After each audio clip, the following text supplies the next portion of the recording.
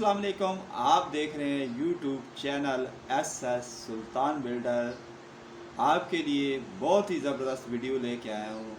आपने मेरे साथ रहना है, जुड़े। चलते हैं वीडियो की तरफ, वीडियो देखते हैं, फिर बात करते हैं। नहीं पाए, क्या हुआ? बिस्मिल्लाहिर्रहमानिर्रहीम नामदू नसल्ली अला रसूलिल करीम। मकसद एक तो ये है कि मेरा जो वो नारा था 200 वाला, वो कोई मेरी विश लिस्ट नहीं थी। वो अभी आपने एक टर्म बोली है, रियल इफ़ेक्टिव एक्सचेंज रेट। तो जो पाकिस्तान का जो रुपए का उस वक्त रीड था एंड ऑफ सितंबर 2022, तो वो 198 199 था। ये आप रिकॉर्ड चेक करवा सकते हैं स्टेट बैंक से। नंबर 2 ये कि आपने देखा कि मैं जहाज़ में बैठा तो 5-6 रुपये नीचे एक मेरी एक हिस्ट्री है 98 99 20 13 14 98 99 69 से 52 पे आया, 8 महीने वही रहा। फिर इसमें 114 से 20 13 20 14 में 114 से ओपन मार्केट से कम आया। तो अब क्या हुआ सर? अच्छा, वो आपने देखा कि 240 में था जब मैं आया, तो ये 217 तक आ गया था मिडल ऑफ अक्टूबर। मैं उसके बाद IMF वगैरह की मीटिंग्स में गया। तो ये मैं समझता हूँ कि अभी आपने एक लफ्ज़ भी लिया स्पेकुलेटर्स का, जो मैंने लंदन में कहा कि कोई कंट्री भी स्पेकुलेटर्स को अपनी इकॉनमी को होस्टेज बनाने की इजाज़त नहीं दे सकती। And state must act. आप क्यों नहीं एक्ट किया? अच्छा, नहीं, मेरा आपको पता है कि मेरी एक हिस्ट्री है और उससे कुछ दुनिया के अदारे बड़े खौफजदा हैं। कौन कौन से? बेहतर नाम ना ले, पाकिस्तान के इंटरेस्ट में नहीं होगा। You know and I know, मैं सबको पता है। उनको बहुत तकलीफ थी, वो उनको डर था कि ये 200 पे ले जाएगा, और ले इजीली 200 पे जा सकता था। बहरहाल, चूंकि प्रोग्राम स्टॉल था और आगे प्रोग्राम डिरेल हो चुका था, क्वेश्चन उस वक्त इससे भी बड़ा जो था वो था कि पाकिस्तान को डिफॉल्ट से बचाना और पाकिस्तान को श्रीलंका बनने से बचाना। उस रोड को अगर किसी ने अचीव करना है, उस ऑब्जेक्टिव को, तो ये अनफॉर्चुनेटली बेहतरीन रास्ता है। क्योंकि जैसे आपने खुद कहा, मैं तो इसको मदर ऑफ इकोनॉमिक ईवल हमेशा कहा। मैंने 25 साल से मेरी ये जंग रही है तो मदर ऑफ इकोनॉमिक ईवल। क्योंकि जो देखें, रुपया गिरता जाए, महंगाई बढ़ती जाए, पॉलिसी रेट बढ़ाते जाए, इकोनॉमी ये जो एकेडमिक थ्योरी है वो जरूर है कि जी जब अब डिवैल्यूशन होती है तो एक्सपोर्ट्स बढ़ती हैं। मुझे कोई दिखा दे पाकिस्तान की हिस्ट्री में कि जब भी डिवैल्यूशन हुई कितनी एक्सपोर्ट्स बढ़ी। इमरान खान साहब का ज़माना ले लें, आपने देखा कि कोई 25 अरब डॉलर के इक्वलेंट हमारे कर्जे बढ़ गए 25 सेंट लिए बगैर, और कितना बढ़ी जी एक्सपोर्ट्स? 800 million dollar.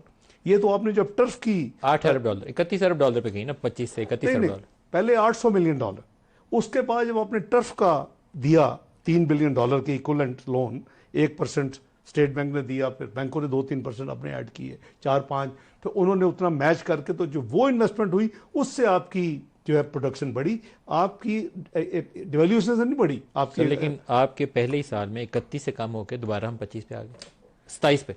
नहीं, उसमें देखे वो तो फिर टर्म्स ऑफ ट्रेड है, you have to see all items ना। फिर उस तरह तो हमारा आपने देखना है कि बाकी जो आइटम्स है उसके ऊपर क्या हुआ, यूनिट वैल्यू भी आपने देखनी है। लेकिन हमारा जो हदफ था मलिक साहब, वो पहला हदफ ये था कि कोई सॉवरन पेमेंट जो है उसको हमने डिफॉल्ट नहीं करना। मेरे आने से पहले ये फैसला हो चुका था, पब्लिक में पता था। 2 काम, एक हमने बॉन्ड पे नहीं करना, दिसंबर जो 2022 में ड्यू था $1 बिलियन, और हमने 2 साल का फोर्स मेजोर के नाम पे उनसे फ्लड जो आए थे उसमें हमने एक्सटेंशन लेनी है मेजोरिटी। एक दूसरा, हमने पेरिस क्लब जाना है और हमने अपने मल्टीलेटरल लोन जो है आपको याद होगा ये दो सर, लेकिन 2 चीज़ें हैं जिससे 8 अरब डॉलर आपने लूज किया। 4 अरब डॉलर की आपकी बरामदात की, 4 अरब डॉलर की रिमिटेंसेज की। 8 अरब डॉलर अगर आपके खजाने में होता तो आपके रुपए पे प्रेशर नहीं। आपने 15 अरब जो सेव हुआ उसको आपने नहीं गिनना कि 17.5 बिलियन डॉलर था current account deficit last year, and 2.6 पे हमने खत्म किया। मतलब सब बी फेयर ना जी, we saved you 15 billion here. देखिए, एक लॉस और दूसरा gain, you have to take the holistic overall. तो आपकी अगर current account deficit takes everything into account, आपके रेमिटेंसेस भी हैं, आपकी इंपोर्ट्स भी है, आपकी एक्सपोर्ट्स भी है। आपके ख्याल में क्या रुकावट आई जिससे आप रुपया मैनेज नहीं कर सके? क्योंकि आपकी जो शोहरत थी ना, वो 98 के टेस्ट वाली शोहरत थी कि सागदार ने डंडा पकड़ लेना, डंडा पकड़ेंगे तो आती रुपया संभाला जाएगा। रुपया नहीं संभाल सके। मैं अल्लाह के फजल से संभाल सकता था। मैं ये कह रहा हूँ, कह रहे हैं, क्यों कह रहे हैं? रुकावट क्या आई? नेशनल इंटरेस्ट में बात कर रहा हूँ, नेशनल इंटरेस्ट में बात कर रहा हूँ कि क्लियर मैसेजेस थे कि फाइनेंस मिनिस्टर को कहें कि मार्केट को चलने दें। और आपने देखा कि मैं अक्टूबर के मिडल में जाकर कहा कि आए आप पाकिस्तान 9th रिव्यू करें, वी आर रेडी। मैं मुकम्मल करके गया था काम। 3 महीने क्यों लगे, क्यों 244 से 70 पे गया तो वो 31 जनवरी को। ये आप लोगों को एजुकेट करें। मैं ये शर्तें क्यों आयद की गई कि जो काबुल का रेट है वो यहाँ पे होना चाहिए, ये शर्तें क्यों आयद की उन्होंने रुपए का? ये मार्केट वो तो है ही ग्रे रेट ना, उसको तो बिल्कुल ही नहीं होना चाहिए। लेकिन शर्तें क्यों डाली गई? ये शर्तें लिख के तो नहीं होती ना जी, ये शर्तें तो आपको डिक्टेट करते हैं ना। आपने देखे, मैं समझता हूँ कि ओवरऑल गोल कुछ और था। वो ये था कि पाकिस्तान डिफॉल्ट करे, पाकिस्तान श्रीलंका बने। I been privy to those meeting जिसमें प्राइम मिनिस्टर नवाज शरीफ के साथ जो दुनिया के कॉरिडोर्स में डिस्कशंस होती थी, वो आपके चंद चीज़ें उनको आज तक हजम नहीं हुई और अभी भी शायद ना हो। तो उसके लिए ईजी यानी आसान तरीन तरीका है, खुदा न खासा पाकिस्तान वो अगर वो सिचुएशन में चला जाता फिर वो आपके साथ वो करते। मुझे ये बताएं, कोई वजह नहीं थी कि 9th रिव्यू जो है 9 फरवरी का डिले होता। चलो उन 3 महीने लगा दिए, अपनी मर्जी डिक्लाइन स्लाइड करवा दिया थ्रू देयर ओन सिस्टम, क्योंकि सेंट्रल बैंक को हमने मादर पिता आज़ाद कर दिया इमरान खान साहब के ज़माने में। आपने एक फिगर बोली थी प्रेस कॉन्फ्रेंस में कि $2 अरब पाकिस्तान से अफगानिस्तान स्मगल होता है। मेरा ख्याल था कि आपको सबसे पहले उस चीज़ को रोकना चाहिए। पूरी मार्केट आपकी भरी हुई है, बड़े स्टोर जितने जाए स्मगल्ड गुड्स पड़ी हुई हैं, डॉलर आपका रोज़ अफगानिस्तान जाता है, आप क्यों नहीं रोक सके? मैं देखें, हमने देखिए जो बॉर्डर मैनेजमेंट है वो वी ऑल नो के बॉर्डर जो हमारा इतना बड़ा बॉर्डर है उसको कैसे हो सकती है, कितना हो सकता है। 3-4 चीज़ें हैं। आपका पहले गंदम एक्सपोर्ट जहाँ से जाती थी उनकी शॉर्ट थी क्योंकि ट्रांसपोर्टेशन कम थी। उसके बाद आपका फर्टिलाइज़र जाना शुरू हो गया। आप सस्ती गैस देते हैं, आपकी कॉस्ट कम है। आप जो इंपोर्ट करके अपनी नेशनल नीड के लिए मंगवाते हैं उसका बहुत फ़र्क होता है। आप अरबों रुपए सब्सिडी देते हैं एक ही कीमत रखने के लिए, वो जाना शुरू हो गया कि उसकी कीमत ज़्यादा थी। फिर जो डॉलर फ्लो वेस्ट से बंद हुई to the neighbouring country Afghanistan, तो उन्होंने जो अपनी नीड्स हैं फॉरेन एक्सचेंज रिलेटेड वो तो पूरी करनी है। तो वो जाहिर है कि 10-20 रुपए ज़्यादा दे के आपका dollar smuggling was the third item. अभी तो चौथी आइटम ऐड हुई है चीनी की, और ये सेंट्रल एशियन स्टेट्स तक जाती है।